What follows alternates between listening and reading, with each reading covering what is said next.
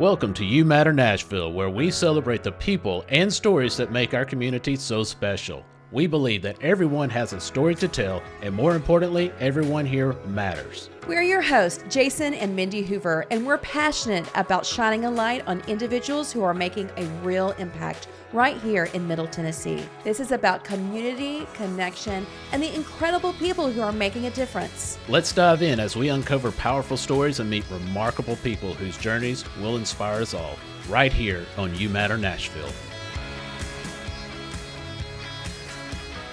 Welcome back to You Matter Nashville. I'm Jason Hoover, along with my absolutely beautiful wife, Mindy. And today we've got a special guest. We're excited to sit down with Clyde Nolet. He is the creator and driving force behind Speaks of Strength.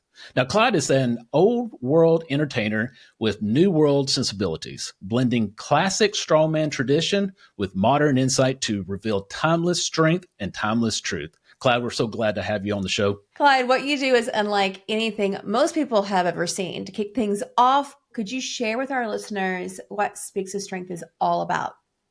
Of course. Well, first and foremost, I just want to thank you both for giving the opportunity to have a conversation today. It's very funny when you have a niche inside a niche. It's like if you're really good at a particular sport, you expect everyone in the world to know about it, but you're really the only one on earth who does. And so getting it out there is very important because it's something that we can all relate to. Speaks of Strength is, on the surface, it's a clever pun because a feat of strength is hoisting something heavy above your head or doing a backflip or a handstand. And Speaks of Strength is more of a philosophy. And when I think of philosophy, it's what speaks of strength to you. Maybe it's being a good parent. Maybe it's being a good friend. Maybe it's being someone who's reliable, dependable. Yes, physicality does go into that because our body, without a strong body, it's hard to have a strong mind. Without a strong mind, it's hard to have a strong life. And so Speaks of Strength itself is just an umbrella term for what it is that speaks to you about that inner strength. And then I do my part to guide and to nurture that in others.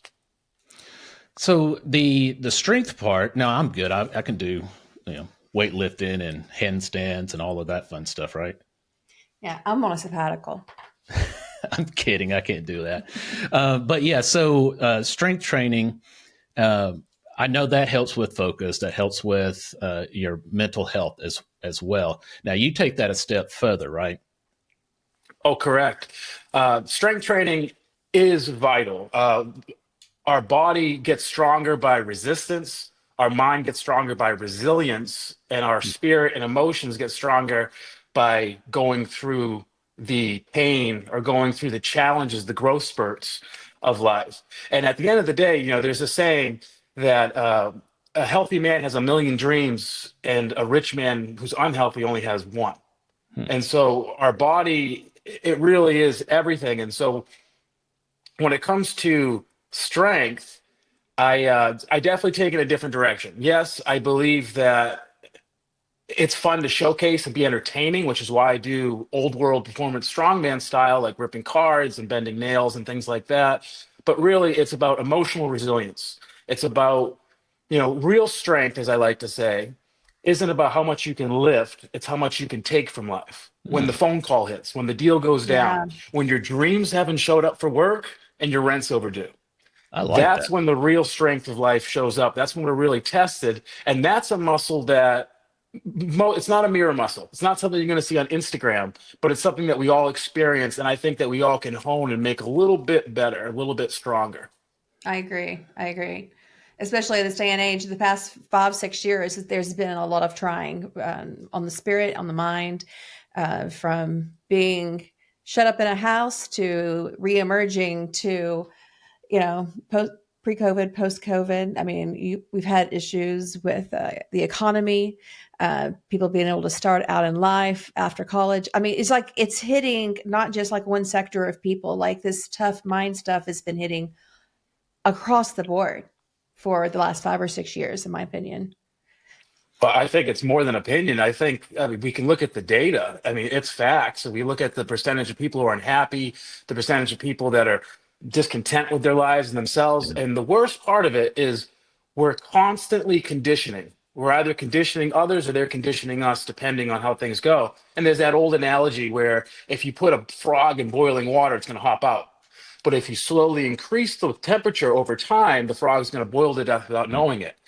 Well, that's exactly what happened to us during the pandemic, is we were all locked in our houses, and then slowly the temperature got turned up and up and up, and our internal resilience, our internal temperature went down, down, down, It's so and now good. that's our new standard.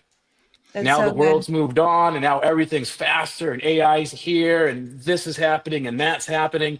But internally, we haven't bounced back Yeah, we're because we're still, still living in that trapped, Fight or flight. truncated yeah. position of Yeah. fear and of fear and of not being able to maneuver life. And so that's really unfortunate because we're expected to do more, be more, but most of us are still living a couple years behind. Like our odometer Right. doesn't measure up with our engine speed. Right. And, we were watching TV this morning and they were talking to everyone about, can we dial our attitudes back to um, 2020? They're like, can we be nice to stewardess again? Like this was a Yeah. story. They're like, can we stop hitting boiling points so fast? Because, it's like every day there's some viral sensation of people losing it in their car, in a, on the Well, in the airport, airplane, yeah, they on the said airplanes. they hit a high point of it was over 5,000 aggravated incidents in the air, and in 23. In So 1 year. yeah, in 1 year. Now it's back down to around 2,000, which I'm like, okay, that's still not great, Right. but it shows that it is declining some. But to your point, even though we're past the pandemic, it's still wired in all of Yeah. us. It changed the entire world, like it or not. And so, it comes to that. We all have different paradigms because we all see things differently. But I want to get back onto what you're doing to help combat that. Yes. So you take well, actually, I'm just going to let you share what is the old time strongman that you utilize for this. Yeah, well, first and foremost, I just want to say that I used to do door-to-door sales professionally, and that was years ago. So I got lucky because if I was You, doing it now, I'd end up on the news or in a grave somewhere Right. because people don't have patience for that anymore. However, so when it comes to old-time strongman, I mean, most people today, when you hear strongman, you think of one of two things. You think of 80s action star Arnold Schwarzenegger, yes, or you think about these meatballs of men, and God love them, they're strong, and they're hoisting stones and they're carrying cars, and yes, that's strong man. The purpose of that is how much can you lift, how fast can you move it. or Old pulling time a strong man, diesel with your beard. Oh yeah. exactly, Definitely. yeah. And these guys are incredible. They are absolutely incredible. It is a very tough sport. However, I'm 38. I'm not about to get into that realm, and I never really wanted to. For me, it's a combination of using strength to inspire and to entertain, because as we know, we don't live in an information age anymore. We're Mm, drowning in information, but we're desperate for knowledge. But we do live in an interesting. entertainment age. And so if We I can are. sneak a little bit of vegetables into the mashed potatoes, then I'm going to do that. And so that's what I aim to do. And so old time strongman is just that. About 200 years ago or so was the peak, 150 years ago. And so they would travel around in vaudeville theater with magicians and dancers and minstrel shows and entertainers, and they would do church shows and they would do theater shows and they circus tents and all those things. And what they would do is they would take everyday items people could identify with, like a deck of cards or a sledgehammer or something, and they would showcase unbelievable feats of strength that people would be in awe by.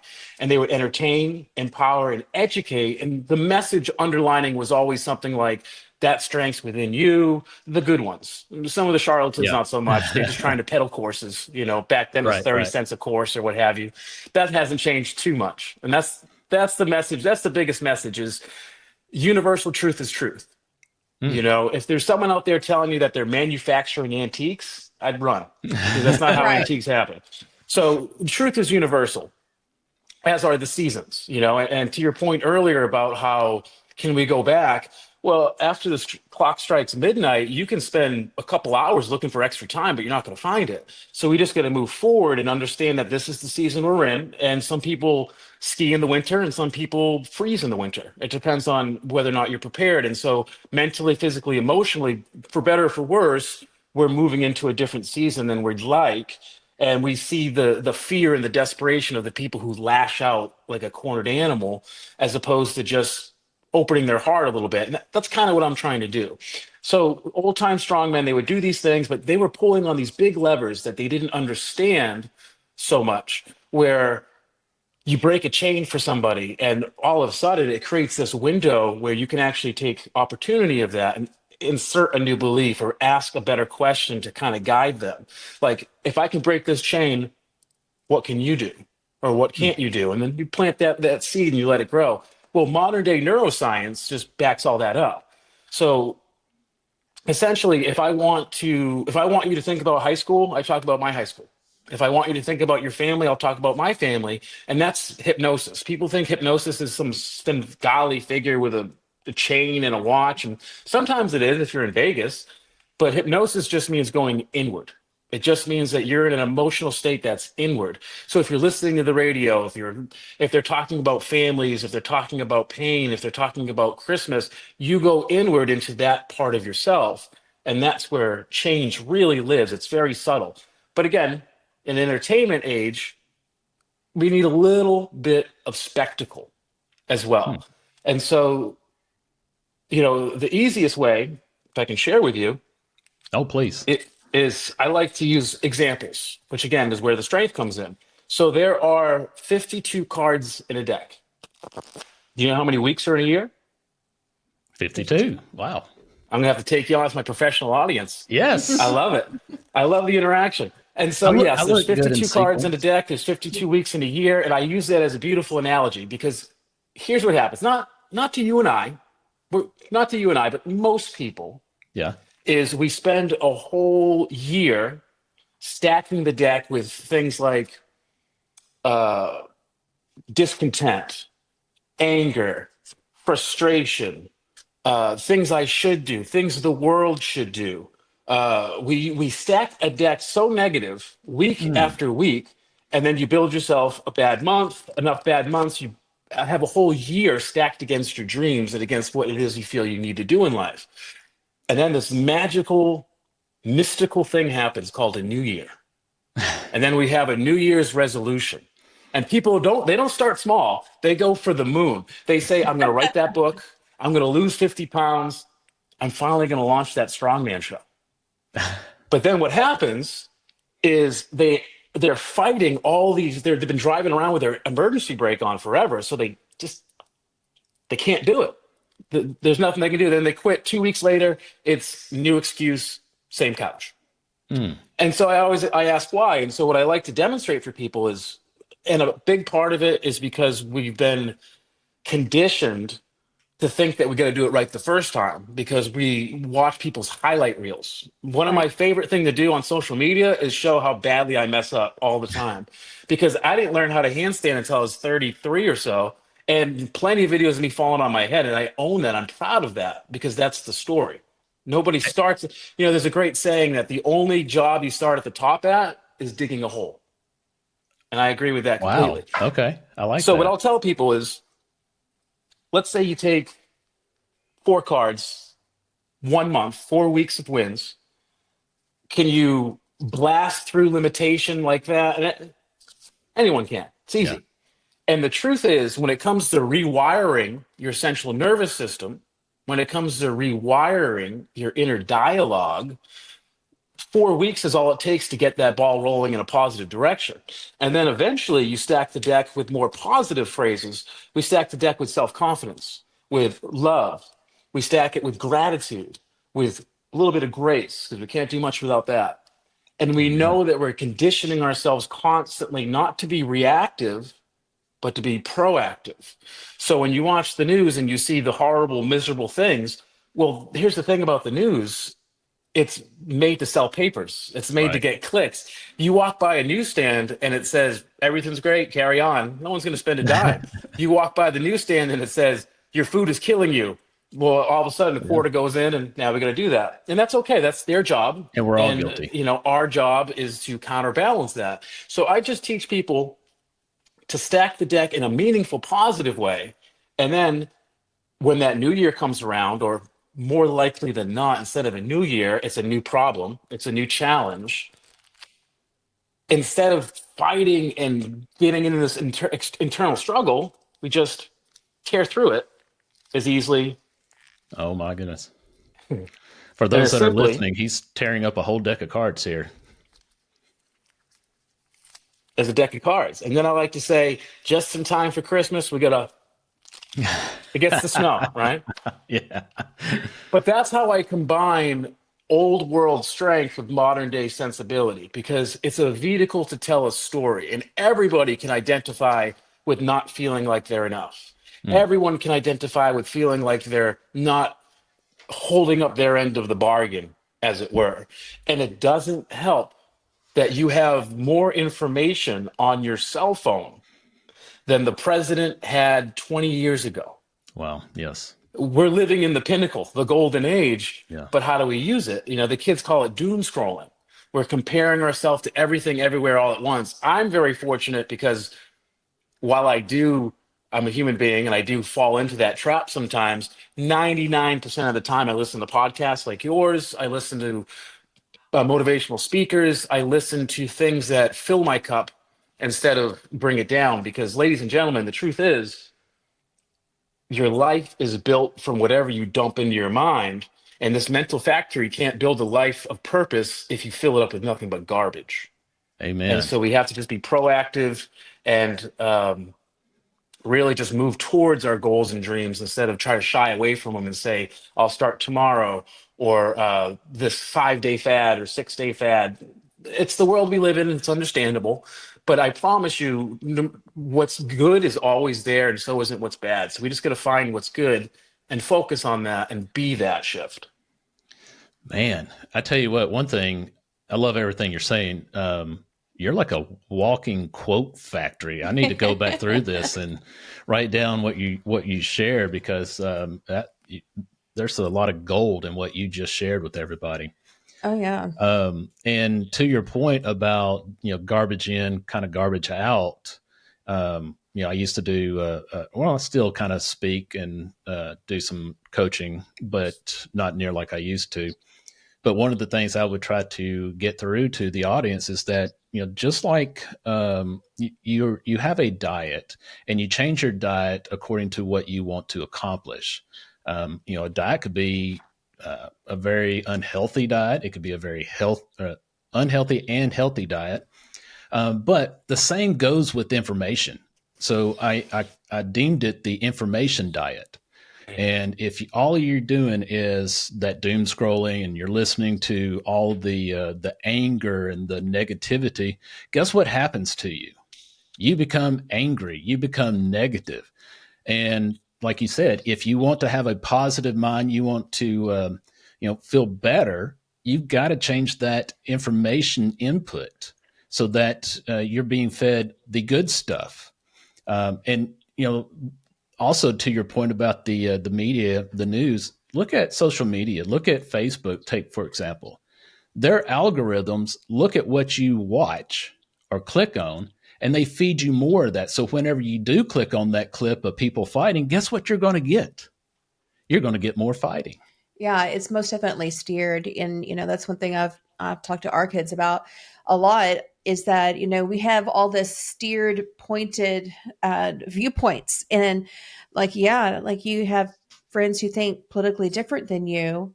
And, and you're like, why are they so angry on their side? It's because you're not even seeing anything that they're seeing. Mm-hmm. You're just seeing totally different viewpoints. And so we have like this invisible dividing factor that's going right in the middle of our country. And everybody's mad on both sides because it's just extremism being thrown at us. But, that's why you work really hard and make sure your feed is full of puppy dogs and It's true. me It's true. and my kids, they're I pretty watched much one before we adults started. now. Yeah, I mean, we pretty much pass around puppy dog videos, Harry Potter, and really amazing like orchestra quartets and things like that. Like we're always, but it's just keeping those positive things pumping, and I try to spin past the negative, because if you sit on it for just a second and it reads that you've been looking at that, you're doomed for the next few days. Like that's all you're going to see. They're like, oh, she looked at this for 5 seconds. Let's keep on pumping it in, that negativity. Well, the challenge in life is, I'm a big, as you might have picked up on, I'm a big fan of symbolism and metaphor, Mhm. and you don't have to plant weeds. Weeds will overtake your garden. Another one. You So know, true. so what So happens true. is all you got to do is not pull them out and just go ahead and sit on your laurels, and then there you go. I mean, some people chant, "There's no weeds, there's no weeds, there's no weeds." No, there are. You're just going to be proactive about weeding your garden. And I love what you said about that invisible wall, because that's true. In my mind, I just saw a mirror, and on each side, there's someone staring at the mirror Yes. saying, "How can you not see this?" Mm-hmm. And it's because they're only seeing their own reflection and what they're getting fed back. And I guess I'm just built a little different. I'm very fortunate in that when I was 21 years old, I read a book called Man's Search for Meaning by Viktor Frankl. I suggest everybody on the planet read it. It's a true story. Mr. Viktor Frankl created what's called logotherapy, with talk therapy. And he got to test it out because his belief was that all of life, we all have meaning, and we can find meaning in one of three ways. We can find meaning through love, through work, or through suffering. And Mr. Viktor Frankl got to test it out firsthand because he spent 4 or 5 years in Auschwitz in the concentration camps. And Wow. so his book, Man's Search for Meaning, the first half is about the experience of the life of a prisoner, and how even in the darkest, most miserable, dreariest things we couldn't even imagine, people living off of 12 ounces of soup and about 8 ounces of bread a day, with backbreaking labor for seeming like 30 hours a day, all day and night, how they could still find purpose, how Mm-hmm. they could still find moments of happiness. There would still be music and all that. And Frankl also talks about as they left the concentration camps, there was one moment that sticks with me where a fellow prisoner, it was spring, and he was ready to storm through a flower bed. And Mr. Frankl stopped him and said, hey, let them grow, let them be. And he says, after all life took from me, after all the war took from me, you think I care? And he stomped right through. And Victor looked at that and said, he's still caged. He's still trapped. He's still a prisoner. And we can't let the pain of life cage us. We can't let the pain of life detract us. And in that moment, 21 years old, I decided I'm going to be a logotherapist. That's what I'm going to do with my life. And then I did the little research. And to be a logotherapist, you have to have a doctorate in psychology. And then it's like another 3-4 years of study. That's not really my road. But now here I am, 18 years later or so, 17 years later. And I realized, wow, I did it my way. Huh, But I yeah. did that. I took my heroes, I took my inspiration, and I'm doing my version of that. And the best part about operating outside of a system is no one can take my license. And I have a moral ethics. I do have standards and practices, of course. However, I don't have there's no lawman. There's no one who's going to tell me how to do things or how not to do things, because I'm a big fan of getting a result. And so we're going to get a result. I just looked up that book, and of course, on Amazon came up first, and it's on sale, by the way, as always. But out of 3,800 reviews, it's got a 4.8. So Oh, that's telling. it's a life changer for sure. Yeah, yeah, I'll definitely have to check that out. One thing, going back to the limitations that we put on ourselves, it made me think back to all of these records continually get broken, right? Whether you're running, whether you are, doing the Olympics, swimming, and I'm an Arkansas guy, and both of us are, and a Razorback fan. So one of our best, if not the best, kickers that we've had at the program, Cam Little, his rookie year, is this year, and he kicked the longest NFL field goal. I think it was 60 yards, something like that. I don't know, but it was the longest, and it was his rookie year. He just came in and he made it happen. So, and I don't remember what the announcer exactly said, but the premise was now that changes everything. That changes what coaches start to call It for. can be done. Yeah, well, it can be done, but as a coach, you're leading your team. Well, if you're that far out, you usually punt it and give the ball back. Well, now they can see, well, they might be able to score 3 points off of that. So it does. It changes the strategy. But tying that back in is, once we believe it can be done and we put forth that effort, it's amazing what actually gets done. Well, there's a great line in a great. I used to live in Alaska, so this one's close to me. There's a movie called The Edge with Anthony Hopkins and Alec Baldwin. It's 90s, I think. A good movie about him lost in the wilderness. Great movie. But they're being pursued by a Kodiak bear. And Anthony Hopkins, kind of like a guy like me, he's got a lot of knowledge. He's got a lot of stories. He's like he was a rich, eccentric guy, but he lived in books about the wilderness.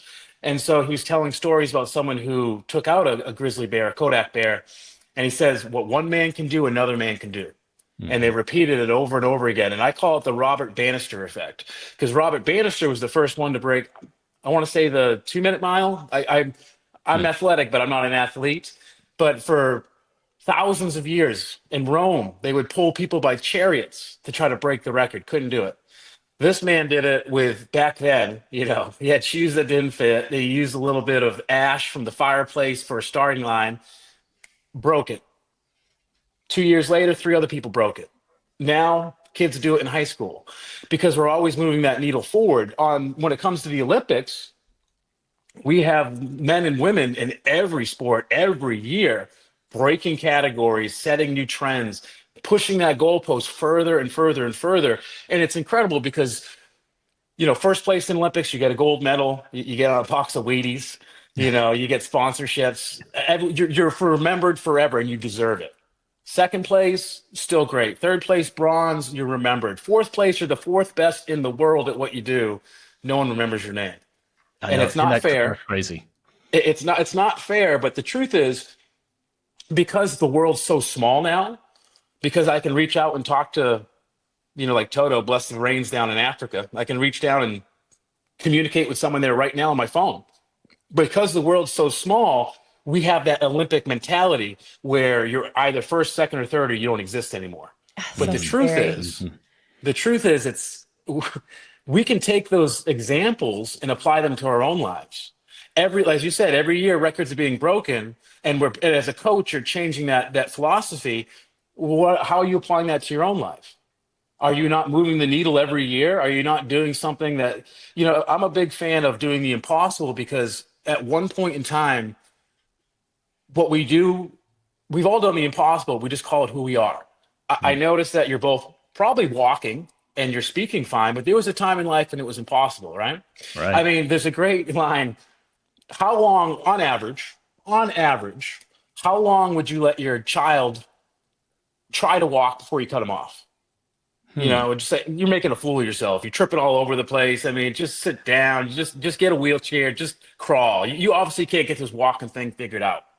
You do it, and all of a sudden, a lot of people walking, a lot of people driving. Maybe some people shouldn't be driving, but a lot of people doing things in life, and it was impossible at one time.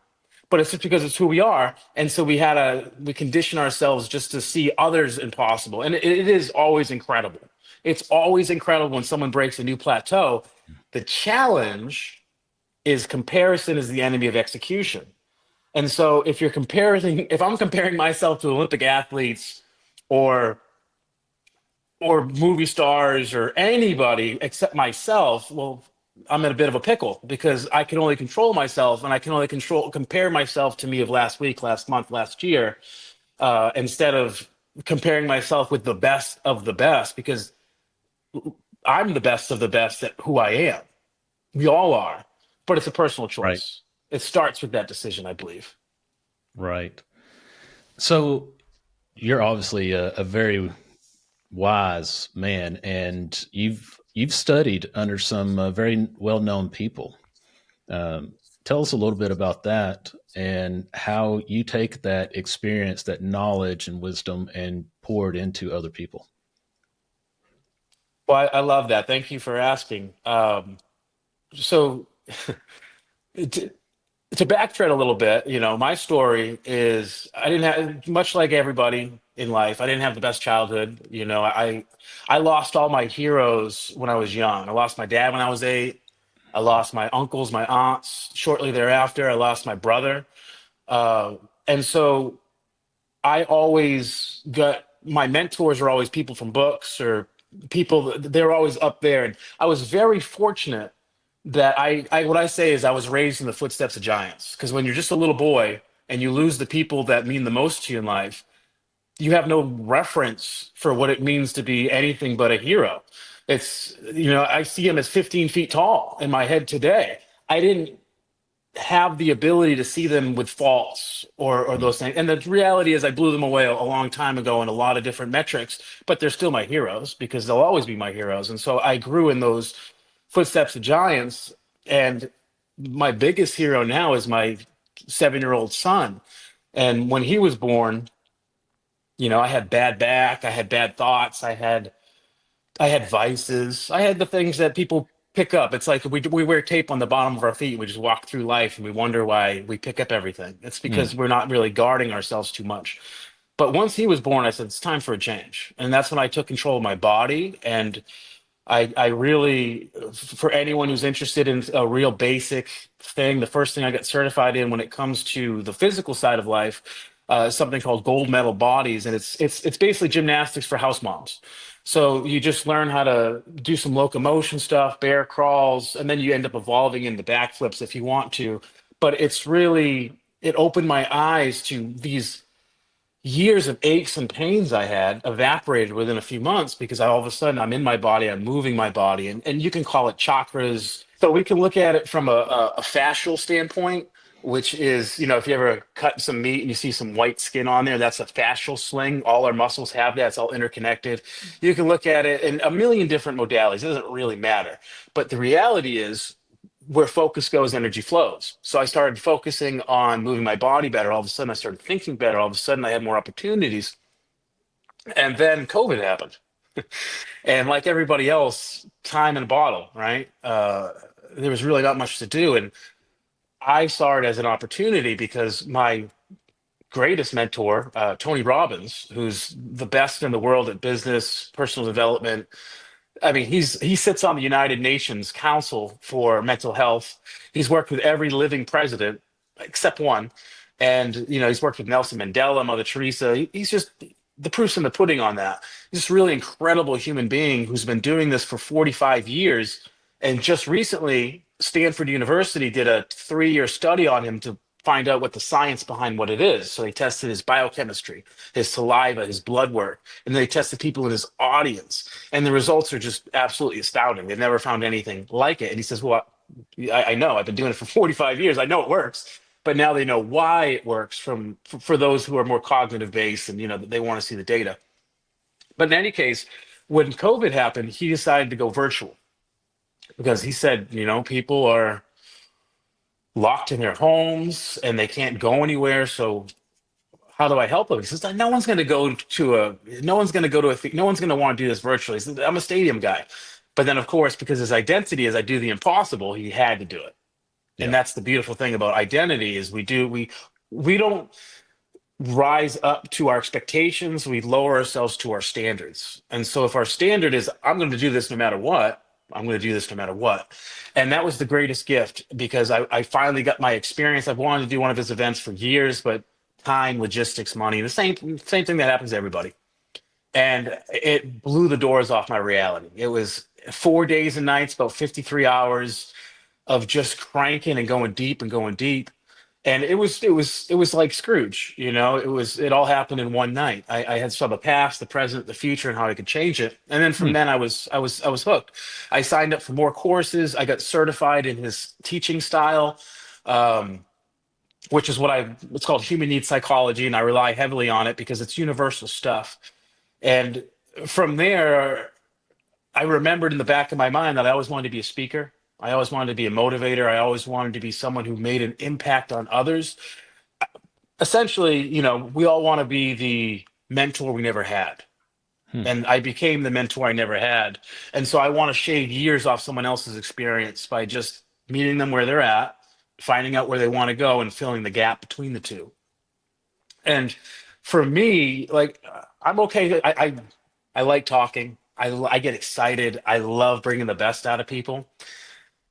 But I can never see myself sitting on a couch and diagnosing somebody or doing that aspect. So I said, well, how do I have fun? How do I be me and bring this modality of healing to the masses? And that's where my Strongman show comes in, Speaks of Strength, where it's, all right, we're going to learn in real time how to control your emotional state. We're going to learn in real time what goes into creating emotion, and we're going to have some fun while we do it. And then essentially it's become my infomercial. Hey, if this speaks to you, yeah, I'll work with you. I'd love to work with you, but I'm not going to sell you on why you should work with me. See the show, and if you love it, then you know you know who you're dealing with. So there's no Right. surprises. I think that's about the size of it. It's been a wild ride. It's been a beautiful ride, and it's been nothing but uncertainty. But at the end of the day, people who are certainty driven aren't the ones who seek growth because they're certain they can't find it. People who are uncertainty Wow. driven are more likely to take chances in life, and because they don't know what's on the other side of that door, and they might be a little fearful, but Yeah. they know that there's something on the other side of that door, and it could be it could be exactly what they're looking for. And you will always find what you're looking for, good or bad. Yeah. Now, how do you help people shift into that high performance mode? Like, how do you work with people like one-on-one or group setting? I know you work with like a larger group, but do you work with like one-on-one on some of these mental blocks? Yeah. So what I offer everybody is I don't do a consultation. I don't do a exploratory call. I do a results call, because all it takes is one call in order to identify what it is you want and what it is that holds you back, and then create a new version of you to get there. And it might seem crazy or an oversell or anything, but it's as simple as this. It all comes down to our emotional state. Our state determines everything. So Yes. if I were to offer you, say, if I were to give $1 million to your favorite charity, Mindy, if you could show me what depression looks like, think you could do it?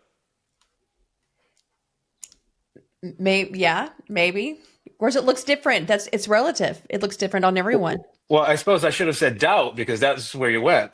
But when it comes Glad to he asked depression, you. let's think. So when you're depressed, do you stand tall and breathe like this, or are you a little more shrunken? Are you a little more? Is your Yeah, breathing deep and full, or is it a little more shallow?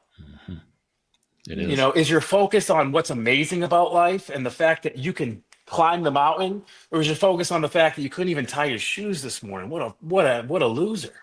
Hmm. And what's the language that you use when you're in a negative state, a depressed state? And Yeah. depression doesn't necessarily mean a clinical diagnosis. To depress is just to bring down.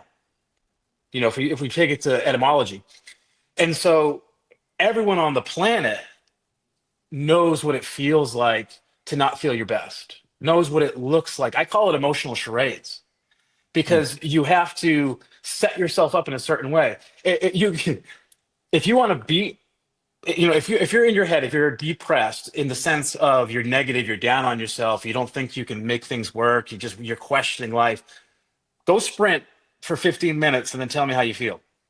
Because you change your physiology. All of a sudden your biochemistry shifts. All of a sudden you have all these endorphins flooding, and now you look at the same problem with different eyes. Or conversely, if I ask you, could you show me Christmas morning excited as a kid? Well, there's a rapid space between those two, but the ingredients are the same. It's how you move, our physiology, which is always comes first, which is why I prefer strongman. It's our focus. Are you looking at what's right or what left? Hmm. And then it's the language that we use. Our language is everything. And when it comes to language, or when it comes to that, I take something like this. This is a 60D penny nail. It's a 5-inch spike. And I use this as a metaphor for the limiting physiology, focus, and language that keeps us trapped in life. Because people have, I call it the tyranny of should. I should do this. People should do this. Life should. We should. The government should. The world should. And then, I call it should all over ourselves because you don't get anywhere, right? But then again, but we want to make a life out of this. We want to do something. And so we say, yeah, you know what? No, I saw that strongman guy, Clyde. He did it. I'll do it too. And so we bundle up our hopes and our dreams, and then we do everything we can, but they don't move. Well, if you don't think you're going to do it, then you're probably not going to do it. How's your physiology? Are you marching up the mountain? There's a great saying I love where resolve means I will. And Benjamin Disraeli said it's the most powerful term in the English language, I will. Nothing can defy a human being's will, who is willing to die for their purpose, who's willing to sacrifice everything because it's who they are. The man says, I will climb the mountain. Some say it's too rocky, it's too difficult, it's too hard, it's never been done before.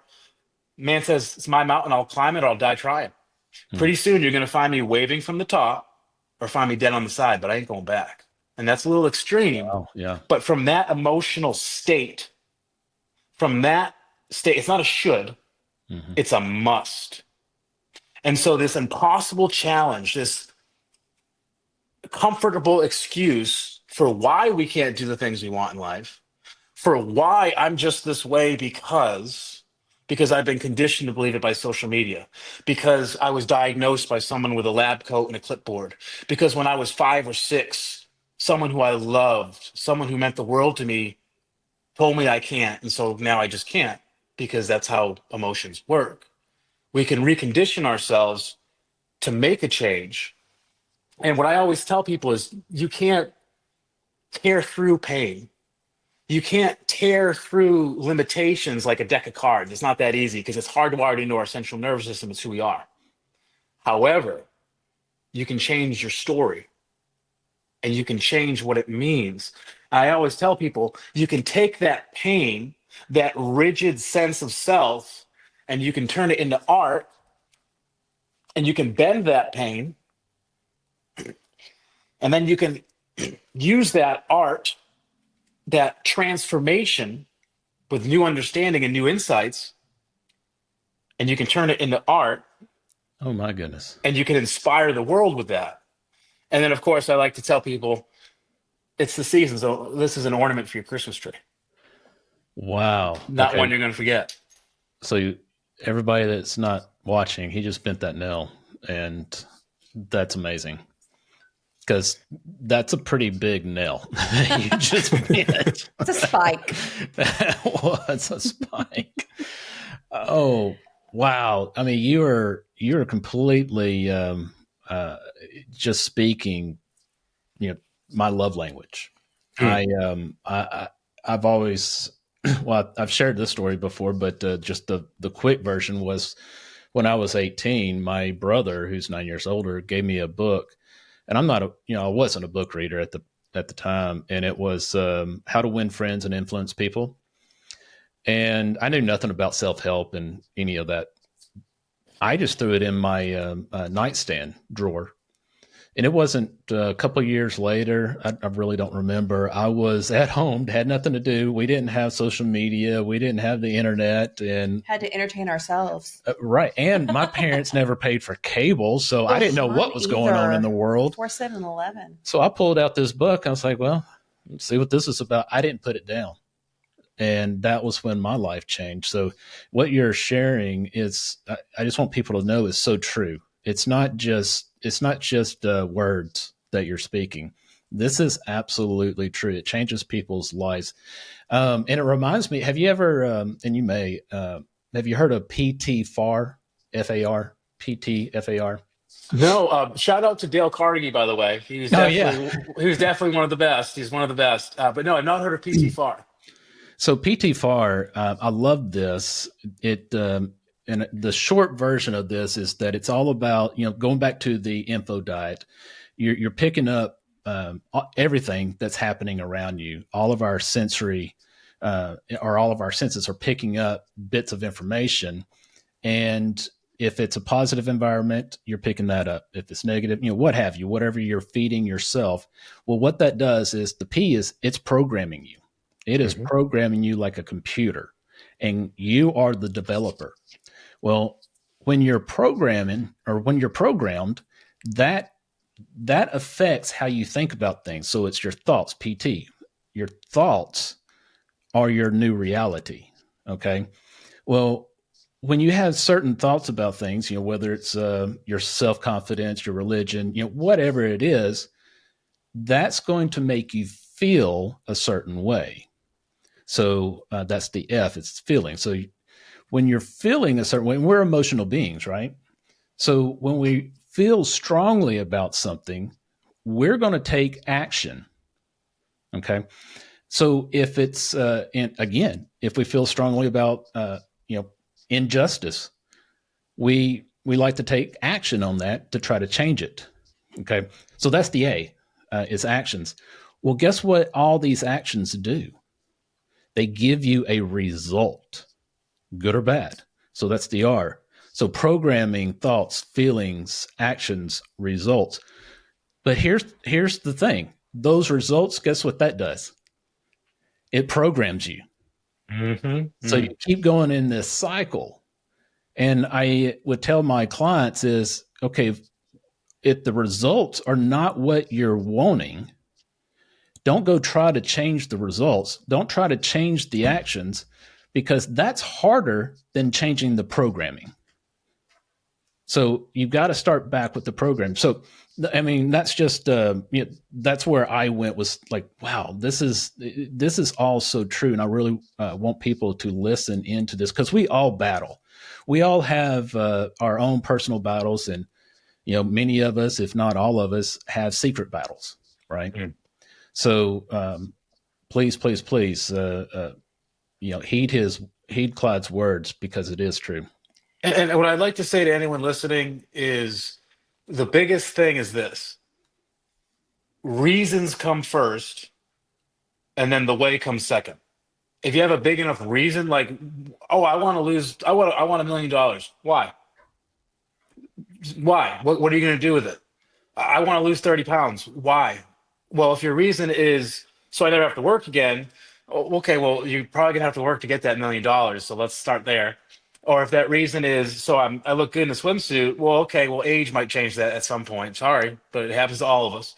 But if your reason for having the money is that you can insulate your family, insulate your friends, generational wealth, contribute to others, support others on their mission who just need a little bit of capital, but no one believes them but you, in order to donate to the church who does more for others than you could possibly imagine. If your reason's big enough, if you want to lose the weight so that you get to see your great great grandkids, if your reason is to lose the weight so that you can honor your creator by honoring the body that was given to you, if your reason to lose the weight is so that you can set an example for your overweight friends, that's going to get you so much further than the desire. Because the dicey thing about desire is, I want the money, I want to lose the weight, and then you have this mystical, magical little snake in the garden where everything you could possibly want is right there. I mean, go ahead. I'll give you 15 get-rich-quick schemes. I'll give you 16 diet pills and then 8-week transformations. None of that matters. It's the why. It's the why. And also, you got to meet people where they are. You don't ever hold yourself to my standard. Don't ever hold yourself to anybody's standard. The reason I became this person is because they didn't exist when I was growing up. And I have 4 brothers, well, 3 now, and a very limited belief family. They all were born and died around the same town, and I travel. I'm a little bit of a rebel. I went to every state in the country, and I did it for them. I did it to show how easy it was in order to change. I wanted to be the example. I wanted to be the hero who comes back to the tribe with the torch. I did it out of love. I never did it out of significance. I never did it to be the hot shot. Hmm. It might seem that way, bending nails and ripping cards, but it doesn't come from that place. If you try to fill your cup by being the best, you're always going to be fourth place. And remember what happens to fourth place? Right. No one remembers it. Doesn't your So mom say second place is the first loser? I mean, That's the mentality I was raised with. Yes. and that's Monica. tough. Yeah, it is. And But I got to push myself a lot as a kid, but yeah, it's a very, what's the word? Strange way, I guess, just to raise your children to always be self-competitive with yourself. But and another way to look at it, I mean, it's all in the frame. And I mean, that would be hard for me because that would put really high standards on myself. Um, Sarah Blakely, who's the first woman billionaire, I believe, made Spanx. Her father asked her and her brother every day, "How did you fail today?" Hmm. And if they didn't have an answer, he'd be pissed because he expected them to try something new and lose in order to grow. I love that. Yeah. I And love so that. that pushed her in a different direction. It is beautiful, and it could have easily broke her. It might have broken a lot of people, but to her, I mean, she obviously did very well for herself based Right. on that methodology. And yeah, if you're not first, you're second best, or you're the first loser. That's a Thanks, little hard if you're Mom. sitting around the dinner table. I mean, I can see that being a tough one. But as an adult, we get to reframe this. We get to change the meaning. I get to change the meaning of my life. The most painful thing that ever happened to me is the highlight of my performance show, where I lost my dad at 8, my hero, my everything, and I was at his wake, and I kissed his forehead, and it was cold, and it wasn't cold like snow; it was cold like the leather jacket he got buried in, Hmm. and it broke my mind. It destroyed my mind. I didn't know how to handle it. I felt so. In that moment, I created what's known as a primary question. Now, a primary question is a question that we ask ourselves in each and every moment of life. It's subconscious because when our central nervous system butts up against a fight, freeze, or flight moment, it identifies the pain and it avoids that pain at all costs. That's what we do. Right. So that's why we limit ourselves. That's why we have a governor. Hmm. Like your car can't go a certain amount of speed because of the governor. Our central nervous system creates that governor in the sense of a primary question. So subconsciously, I always knew it happened, but subconsciously, no one ever told me that that kind of cold doesn't go away. It digs a deep pit inside of your soul and it becomes a part of your identity. And so subconsciously, I created walls. I tried to hide from myself from the world because I felt ashamed. I felt embarrassed. I was confused, obviously. And so I built walls, and we all build walls, and it's fashionable to call them boundaries today, but it's Right. really just a Yes. wall. Yeah. It's a wall with what we want and what we think we can have, and then we're strapped in the middle. Hmm. Now, what changed for me was about 4 or 5 years ago. It was actually at a Tony event. It was like day 7. He has long events, and we went deep into our worst memory, our earliest memory. And for me, that was the most painful memory of my life. Mm. But Sigmund Freud, who is a famed psychologist, he found that healing of the pain, it doesn't come in analyzing the pain. It doesn't come in talking about it for 3 years on a couch. It comes from the moment before we gave that pain meaning. Before the central nervous system said, that stove's hot, I'll never touch anything hot again in my life because that hurts. Well, what was your intention in touching the stove? Was it to get burned? And was it to hurt yourself? Or was it something different? And I realized that I had been living under this puppeteering act of fear and shame and trying to play small. Obviously, I'm not a guy who plays small, so it never really worked for me. But it was that internal conflict of I don't want to be seen, but I feel like I kind of have to be seen. And well, I realized that in that moment at 8 years old, I was just a little kid who wanted to say goodbye to his daddy. And Mm. that doesn't take shame. That doesn't take blame. That doesn't take fear. That doesn't take anxiety and all the that I buried myself in. That takes love. That takes warmth. That takes strength. Yeah. And when I realized that the intention was so much bigger than what my brain was lying to me about for decades, it opened the door for me to become who stands before you today. And that's my biggest thing is, instead of growing around our problems in life, instead of saying I'm just this way because, well, let's look at it with new eyes. There's a great saying from Tony where he says, if I had the mom I wanted, I wouldn't be the man I am. So we got to really be grateful for those moments, but it's our response. It's not our fault that life happens. Terrible things happen all the time to people. And it's all, there's that saying that a toothache to a man means more to him than a million deaths in Africa. It's true because it's personal.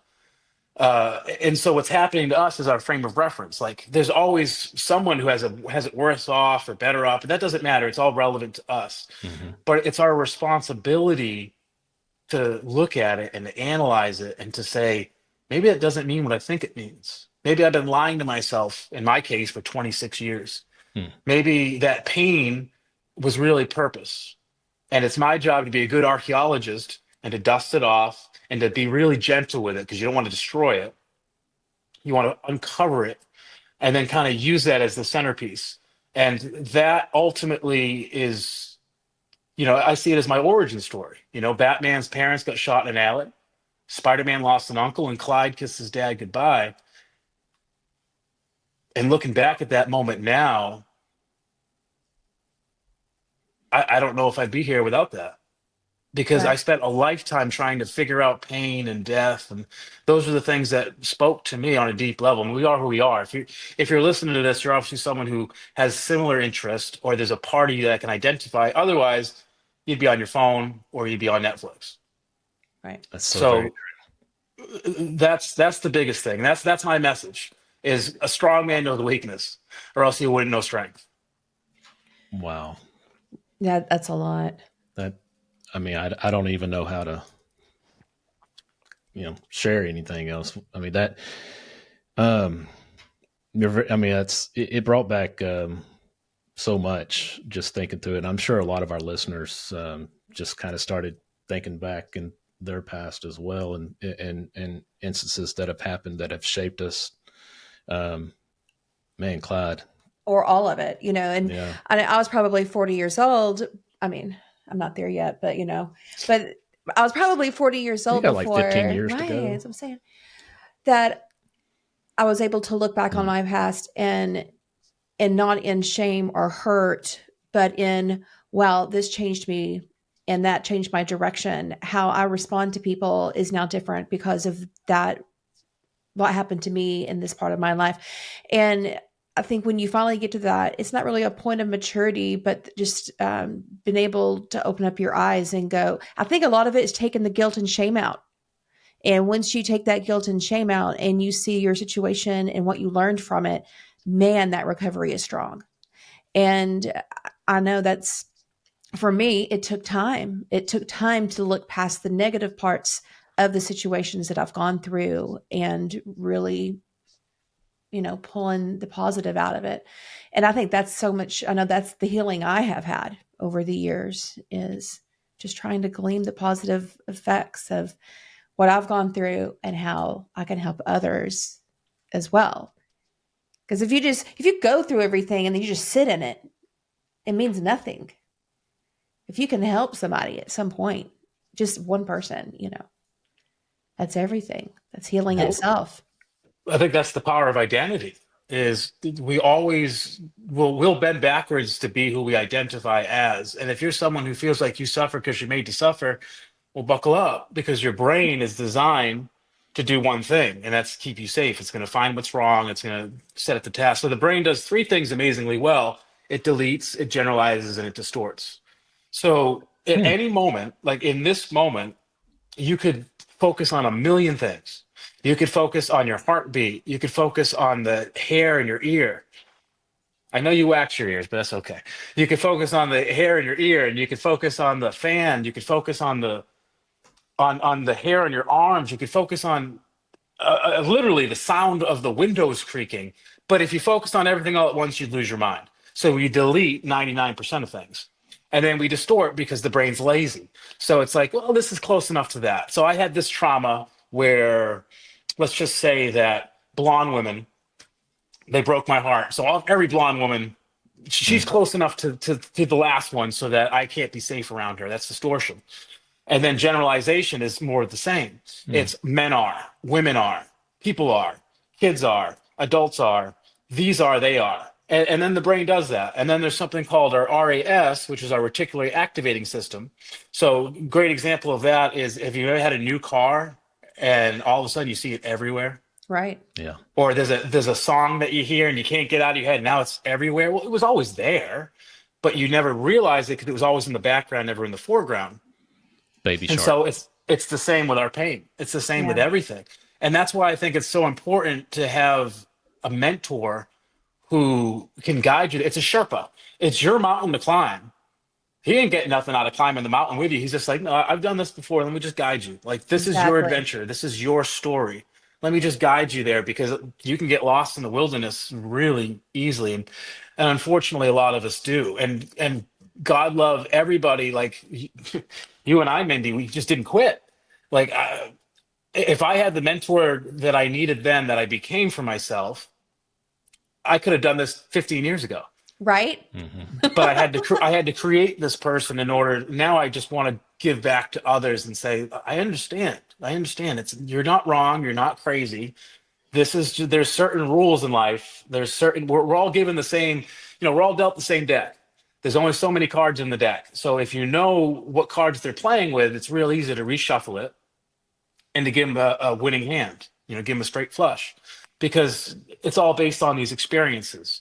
If I have a conversation with someone for 10 minutes, I have a pretty good bead on what's holding them back and why they don't do things. And it's usually a limiting language or it's a limiting focus. Physiology, you can see it in them, the talk and, oh, I just don't know why I'm like this. Or, well, tell me about when you've done something exciting. Oh my God, it was amazing. And now all of a sudden, it changes.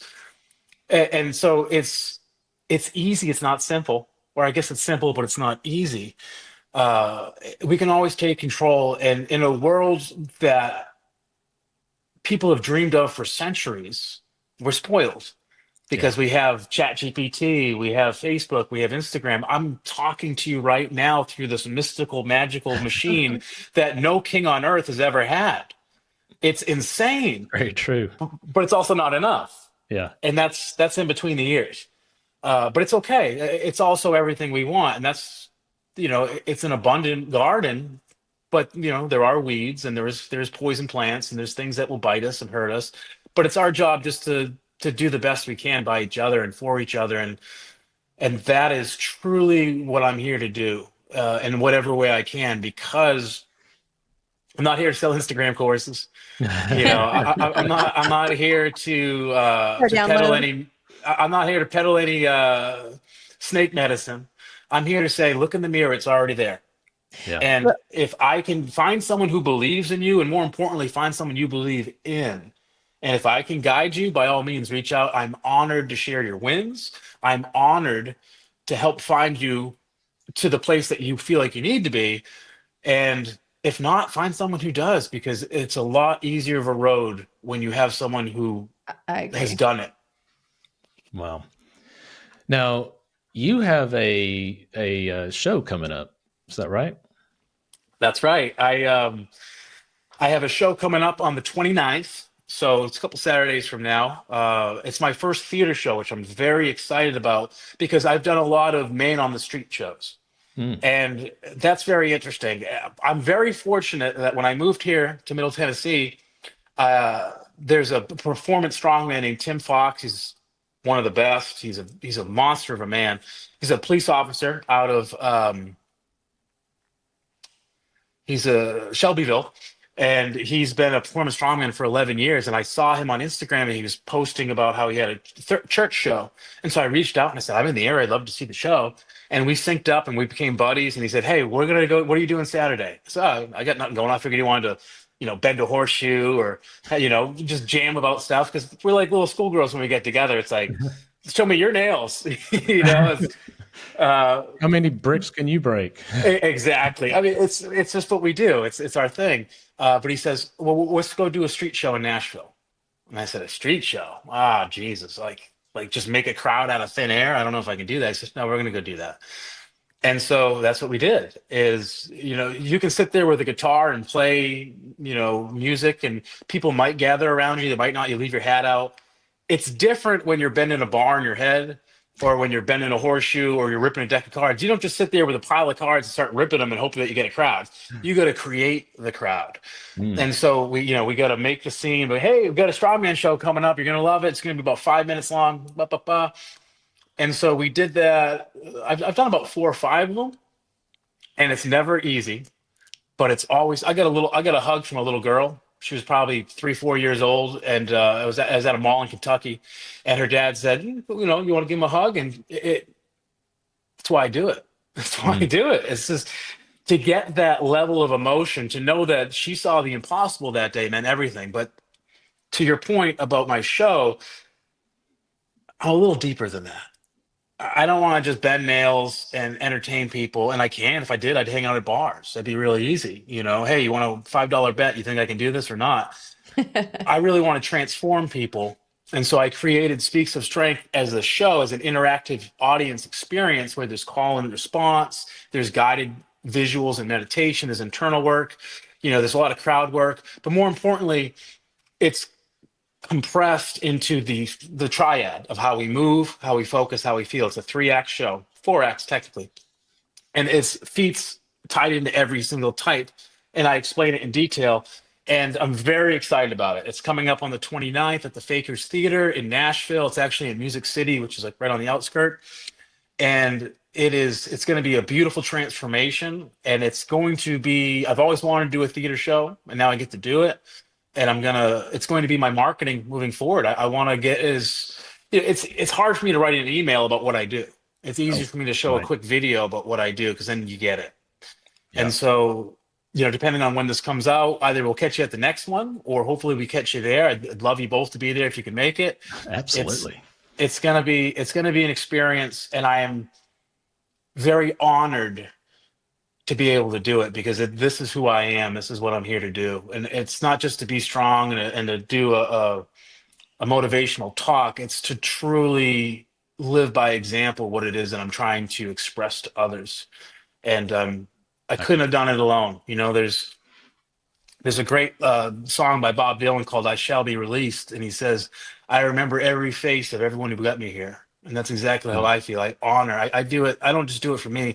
It's that little boy in me who stood in the footsteps of giants. I honor them every day by what I do. I honor everybody who got me a little closer to make this happen.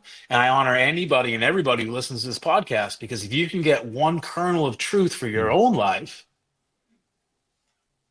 then it was worth it, because you can always get your money back. Especially in today's world, it's not hard. You just put out some angry videos and they'll be happy to give you your money back. But you can't get your time back. That's right. And so it's so important that you spend it on the right things, not doom scrolling and not ruminating on everything you've ever done wrong in life when you're sitting in bed and, that one time in 6th grade.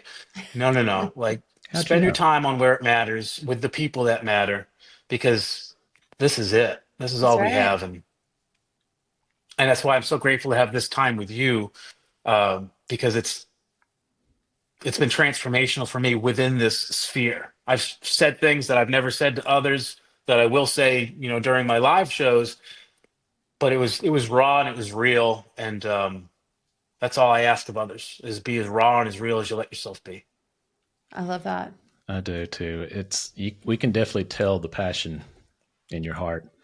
And so for the show, how can people get tickets? You can check out it's at the Fakers Theater, FAEKERS .com. I think it's / Speaks of Strength. You might have seen me on the ad space, because I put out some blanket ads on Marketplace and things like that. But they're available there. You can check me out online as well, Clyde Nolet on the socials, and they're right in my link. It's a small independent theater. It's got got a history all its own. It was a this and then a that and now a this and now it's a theater. Really beautiful, like really quirky kind of experience and setup. Or you can always just show up day of, and you can make that work. It's going to be an experience, and it's going to be the first of many. So I'm very excited about it. And if anybody's interested to speak further with you, how would they go about doing that? Well, please, this is the big one. Check out speaksofstrength.com, and you'll see a little bit about what I do, and much more shortened version than what we just talked about over the last hour and change. But you'll see that there's a link right there just for a results call. So if you just want to, there's no money, there's none of that stuff. I want to know that we can work together, and I want you to know that you can work on yourself with or without me. And so there's a questionnaire where we find out what's limiting, what do you need to grow into, and most importantly, why do you need to change? Because that's called leverage. Man, leverage. If you know why you have to change, you're going to change. You'll find a way. Right. It's like an ant. It's the ant philosophy. If the ant can't go under it, he's going to go over it. If he can't get over it, he's going to go around it. Ants don't stop. It's a heck of a philosophy to have. But it's not one that just comes overnight. I didn't just start ripping decks of cards and bending steel. I dreamed about it forever. And then I found out that actions speak a lot louder than dreams. And I honestly just want everyone to achieve their dreams. And if I can change one life or I can change many lives, it's irrelevant. Because if I can change one life, then they're going to go on to inspire someone who can change many. Wow. I think we had therapy today. Yeah, right. Clyde, you're amazing. You're my new favorite friend. To just knowing, all that you've gone through, all that you've learned, and so much that you've spoken about definitely resonates with me, and I'm sure everybody. Some piece of that has resonated with everybody. Because we all deal with self-doubt. We all deal with a lot of issues in the past. Nobody has a perfect life. Even Jesus had people that were against him, and he overcame it all. And, I don't want to not go into spiritual here, but, I totally believe that God gave us the ability to change our thoughts, to change our ways, of life. And that's why the brain is plastic. It changes, it adapts. It's just, are you willing to put in that work? Are you willing to put in the time? And, you have, and I love your passion. I love what you are doing. And absolutely, I want to go to that show. Mindy knows I geek out over all this stuff too, but if we're in town, I want to go. Yeah, that sounds great. We'd love to have you. And the thing about, I love how you said that we all have challenges, because I don't know if you've ever been to a movie, but let me paint you a picture of a movie. Movie starts out, guy's life, gal's life, it's going amazing. Great relationship, business is booming, friendships are amazing. Then the middle of the movie hits. Things are amazing. Relationships are great. Finances, best relationship with their kid. Boom, end of the movie hits. Everything's great, nothing's changed. Who in their right mind is going to see that movie? Right, nobody. Nobody. Where's the climax? Where's the story? Where's the arc? Where's the character development? And that's the big point is, we can see our challenges as, we can take them personal, horrible way to do it. We can take it as a journey. That's the best way to do it. And I just, for anyone listening, I want you to know that you are the miracle that you've been waiting for. But miracles, they don't just fall out of the sky. Miracles are summoned by daily decision, by a daily bread of focus, of physiology, and of the words we use to describe life to ourselves. And if you're new to positive self-talk, I'm going to introduce you to a friend of mine. Now, he's a little engine, but he sure could. I think I can. I think I can. I think I can. It's silly, but it's true. He Yeah. used his physiology to pull that train up the mountain. He used his focus to deliver to the children, and he used his language to push himself through. It's three simple ingredients to whatever it is you want out of life. And so I say, go out and bend your world, go out and bend your limitations. And I can't wait to see what you do with it. Wow. Man, I'm energized. We could keep talking, and I hate to even wrap this up, but definitely thank you for sharing everything that you have. This has been an absolute joy talking with you. Yeah, it's been a great episode. It really has, and like I said, I'm going to be at the show if we're in town. But and you live here locally, so Mhm. that people know. So please, if you are interested, reach out to Clyde and join us at the show and see how it impacts your life, because just what little bit. I mean, you've done a lot more than I ever have as far as going. I love Tony Robbins too. I've listened to a lot of his stuff. Yes, his show or his events are expensive, but everybody that's gone says it was well worth it. And I guess the change, like you can't really put a value on that change, right? But anyway, thank you for sharing, and thank you for going out and helping people change their lives. It really means a lot. We can definitely tell that you've got the heart for it, and you truly believe what you say, which means a lot. You're not just in it for profits and the style, living of what it brings, but I mean the money. Sorry. But thank you for what you had shared with us today. And I will say the reason I did this, well, there's a million reasons, of course, but the reason I'm going to choose in the moment is because I do personally believe that everybody on earth would benefit from a deep dive in personal development with the best in the world. But I know that they won't. So I said, how do I do that? How do I give them a little a little Costco taste test? How do I be someone who has a free sample? And that's part of the reason why I created Speaks to Strength. Is it's an hour and a half, and it's cheap.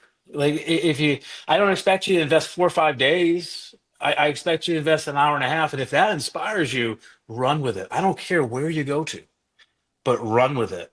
And that's why we entertain, empower, and educate all in one sphere.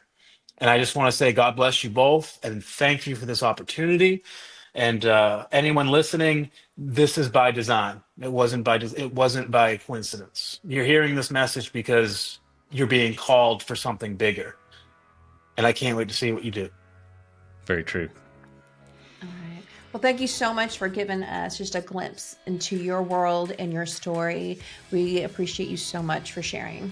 Yeah, and everybody that's listening, thank you for joining in. And I know that you are taking away at least one golden nugget.